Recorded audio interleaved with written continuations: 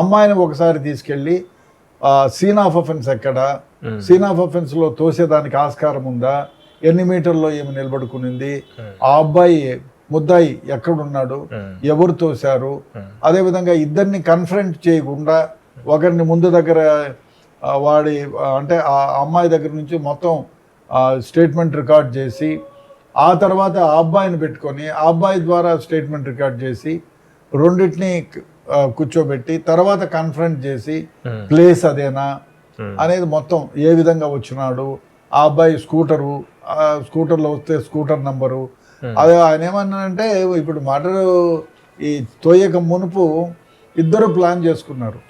వాళ్ళు ప్లాన్ చేసుకోవడప్పుడు చాలా విధాలుగా ప్లాన్ చేసుకున్నారు. ఈ సోషల్ మీడియాలో వెతికినారు, సోషల్ మీడియాలో వెతికి ఎలా చంపాలి, హౌ టు కిల్. ఈ మధ్య కాలంలో విచిత్రం అయిపోయింది.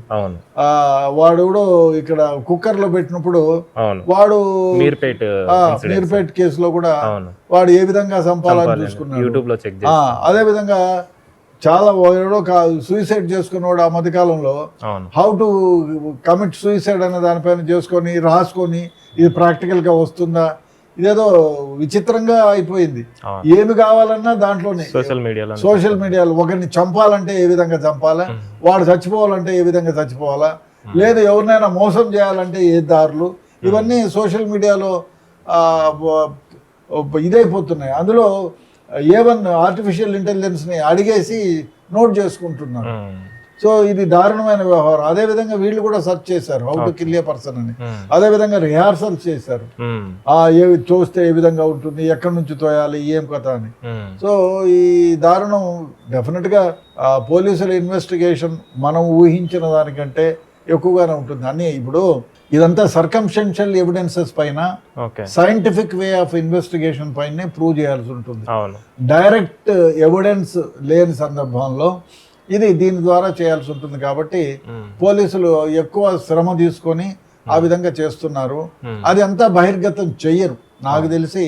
పోలీసులు వాళ్ళు చేసిన ప్రతి ఇన్వెస్టిగేషన్ పార్ట్ని కొందరు ఎందుకంటే బయటకు వచ్చి చేయాల్సి ఉంది కాబట్టి పోలీసులు ఆ బయటకు వచ్చిన తప్పుడు ఏదైతే ఉందో అది వీళ్ళు రికార్డ్ చేసి వాళ్ళకు తోచిన విధంగా విశ్లేషించుకుంటున్నారు. ఓకే, అంటే సియా గోయల్తో పాటు చేతన్ని కూడా మళ్ళీ రీకన్స్ట్రక్షన్ చేద్దాం అంటే రీక్రియేట్ చేయాలని చెప్పేసి సీన్ ఆఫ్ ఆఫెన్స్లో ప్లాన్ చేశారు నిన్న. సో దానికి సంబంధించి తన బాడీ లాంగ్వేజ్ని గుర్తుపట్టడం కోసం వీటన్నిటిని బేస్ చేసుకొని అతన్ని ఏ విధంగా అతనికి ప్రిపేర్ చేసే అవకాశం ఉంటుంది? అదే ఇప్పుడు ఆయన ఏం చేశారు, మా అబ్బాయి ఏం చేశాడంటే చాలా ప్లానెడ్గా మర్డర్ చేయడానికి ముందు చాలా ప్లాన్లు వేశారు ఇద్దరు. అవును, ఎక్కడ తోయాలి, ఎవరు తోయాలి, తోస్తే నేను పక్కన ఉంటే నన్ను పట్టుకుంటే కింద పడిపోతాను, అప్పుడు ఏం చేయాలని నేను షూ లేసులు వేసుకున్నట్టు వాటర్ తాగేదానికి కింద కూర్చుంటాను, అప్పుడు నువ్వు తోసేయి అంటే సైన్స్ నేను కింద కూర్చున్నప్పుడు అదే సైన్ అనుకొని నువ్వు వచ్చి తోసేసేయి. అదేవిధంగా నేను దగ్గర ఉండను, కొంచెం దూరంగా ఉంటాను, ఒక 5 అడుగులు 6 అడుగులు దూరంలో ఉంటాను. ఇవన్నీ ముందు మాట్లాడుకున్నారు. ముందు రోజు కూడా హోటల్లో కలిసి అంతా డిస్కస్ చేసుకున్నారు. అదేవిధంగా ఆ అబ్బాయిని తోసి చంపక ముందు 37 minutes వాళ్ళిద్దరూ మాట్లాడుకున్నారు. 37 బిఫోర్ మాట్లాడుకున్నారు.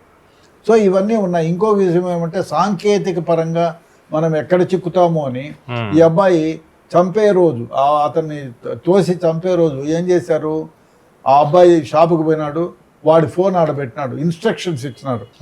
నా ఫోన్లో ఏ ఫోన్ వచ్చినా బయట నుంచి కొంచెం సేపు మాట్లాడండి, పని లేకపోయినా గుడ్ మార్నింగ్ హలో అంటే హలో అన్న బాగున్నాడు, మా సార్ లేడు బయటికి పోయినాడు ఇప్పుడే వస్తాడు, మీరెవరు, ఏం చేస్తారు, ఏమైనా పని ఉందా అంటే ఫోన్ని ప్రొలాంగ్ చేసి అవతల వ్యక్తి అంటే ఫోన్ ఇన్వెస్టిగేషన్ వాళ్ళని ఈ వ్యక్తి ఫోన్ ఎవరైతే ఉన్నారో వాడు ఈ షాపులోనే ఉన్నాడు అని ప్రూవ్ చేసే విధంగా వాడికి ఇన్స్ట్రక్షన్స్ ఇచ్చినాడు. వాడు అదే విధంగా వచ్చిన కాళ్ళల్లా మాట్లాడినాడు. కానీ అక్కడ చేసిన ఇంకో పెద్ద తప్పు ఏమంటే అదొక పెద్ద తప్పు అయితే వాడి ఫోన్ వీడికి ఇచ్చినాడు. ఎవరైతే అటెండ్ అవుతాడో వాని ఫోన్ ఆయనకి ఇచ్చి షాప్ అతను ఫోన్ తీసుకొని వీడు వచ్చినాడు.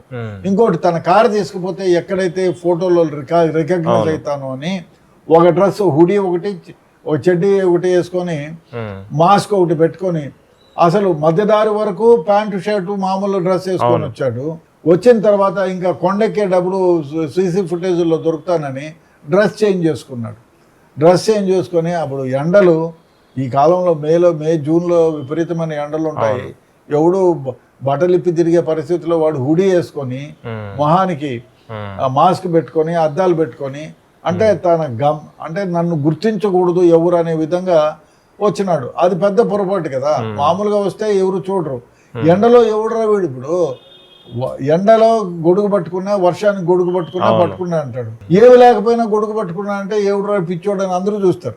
సో ఆ విధంగా అయిపోయింది. వాడు తనను తాను ఎవరో గుర్తించకూడదు అనుకుంటే అందరూ గుర్తించే పరిస్థితి ఏర్పడింది. స్పెసిఫిక్గా ఆ హుడీ ఎప్పుడైతే వేసుకున్నాడో, ఆ డ్రెస్ అయితే ఇప్పుడు మూతికి మాస్క్ వేసుకున్నాడో, ఎవరు ఇదని ప్రత్యేకంగా చూసినాడు గుర్తుపట్టాల్సి వచ్చింది.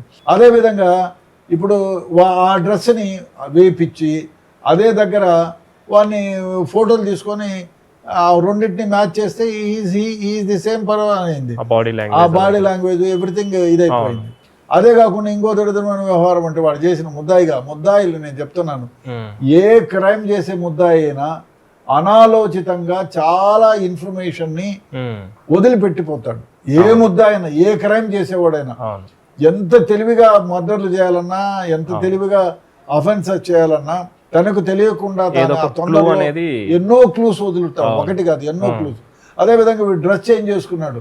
ఆ డ్రెస్ మళ్ళీ ఆ 2 డ్రెస్సులు సీజ్ చేసినాడు. It is an big evidence. ఫోటోలో ఉంది ఎందుకు మార్చుకున్నాడు. ఆ స్కూటర్ వాడితో కాదో వాడి పేరు మీద ఉందంట. ఆ స్కూటర్ వాడి పేరు మీద ఉంది.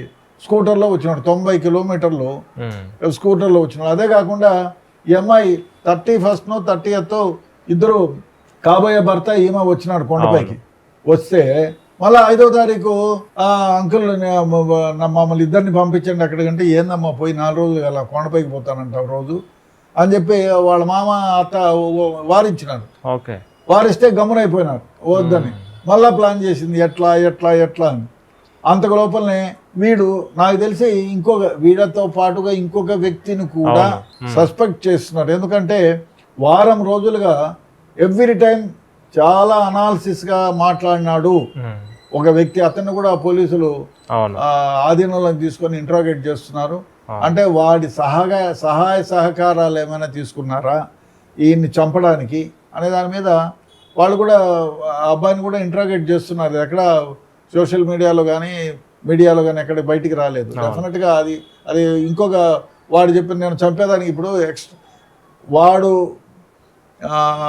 ఇప్పుడు అదే మనిషి దగ్గర చంపేదానికి నా దగ్గర అడిగినారు, నేను ఈ ఐడియాలు ఇచ్చినాను అని చెప్తే వాడిని ముద్దాయిగా చేర్చొచ్చు, లేకపోతే వాడిని విట్నెస్గా చేర్చి వాడిని స్టేట్మెంట్ రికార్డ్ చేసి దాన్ని ఎవిడెన్స్ కింద తీసుకోవచ్చు.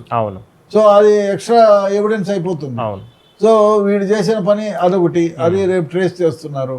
అదేవిధంగా అమ్మాయి కాన్ఫిడెంట్గా మళ్ళీ రిక్వెస్ట్ చేయడము. 14వ తేదీ పోయినారు. పోతే అప్పటికే మూడోసారి అవుతుంది. రెండోసారి పోయిన తర్వాత అప్పటికే వీళ్ళిద్దరూ అప్పటికే 2 సార్లు ప్లాన్ చేసుకున్నారు. ఎక్కడ తోయాలా, ఏం తోయాలని. సో ఈ అమ్మాయి వచ్చింది, తోసినాడు. తోస్తే ఇతన్ని అబ్బాయి చెట్టులో ఏదో పట్టుకొని ఇదైనాడు. ఏమంటే ఆ పాము వచ్చింది, అందుకని నిన్ను కాపాడుకోవడానికి నేను అనాలోచితంగా తోయాల్సి వచ్చింది అని పట్టుకొని కౌగిలించుకొని ఏడ్చేసింది. అది నిజమని నమ్మి వాడు ఇంటికి పోయి దేశం అంతా చెప్పినాడు, నా భార్య నన్ను కాపాడింది సతీ సావిత్రి, ఆమె లేకపోతే అప్పుడే చచ్చిపోయాడు అని. ఆ అమ్మాయిని అందరూ ఆ భర్తను కాపాడిన మహాస్వాద్వి, మహా ఇల్లాలని పొగిడినారు. అది వరకు ఉంది. కానీ ఇది ఇంకొక ఎవిడెన్స్ కిందకి వస్తుందని అనుకోలే. ఖచ్చితంగా. సో అందరికి తెలిసిందని.